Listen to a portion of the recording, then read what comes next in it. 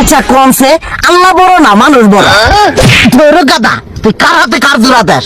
কোড়ায় আল্লাহ আর কোড়ায় মানুষ। যেটা কবার কইছে ওইটা কন। আল্লাহ বড় না মানুষ বড়? আল্লাহই তো বড়। আল্লাহ বড়, তাইলে আল্লাহর কথা না শুনে মানুষের কথা শুনুন কে? কি কইতাছস? কি আর আল্লাহর কথা মানে না মানুষের কথা মানে? হ্যাঁ, কি আর মানুষের কথা শুনেন তাই না? আপনি যে ওদিনকে ডায়াবেটিসের রোগ নিয়ে যে হাসপাতালে গেলেন, ডাক্তার আপনার কত কিছু খাবার না করলো, সব কিছু না খাই এখন চলতেছেন, তাহলে আল্লাহ যে আপনারে কইছে যে হারাম খাবার না, সুদ খাবার না, কই আপনি তো কাম কাজ বাদ দিয়ে এলাকার মধ্যে টাকা পয়সা না গায়ে খালি ওইলে দিয়েই খান, নিজেরা টেও হালাল ভাবে কামাই করেন না, ওই সুদ তো না কয়টা টিয়া করে লাভ আহে ওইলে দিয়ে দিয়ে চলেন আর পেট বড় বানাইছেন। শুনেন একটা কথা কই, হারামের কোনোদিন আরাম নাই।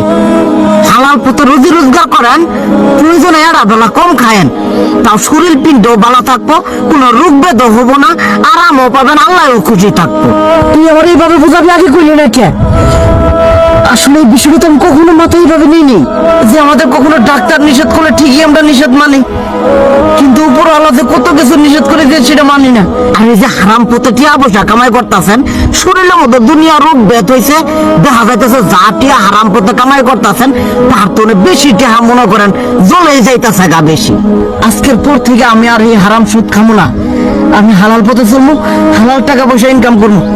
এতে করে যদি একবেলা কমও খাইতে হয় তবুও খামো, তবু আমি আর এই হারাম পথে চলবো না। আচ্ছা ঠিক আছে।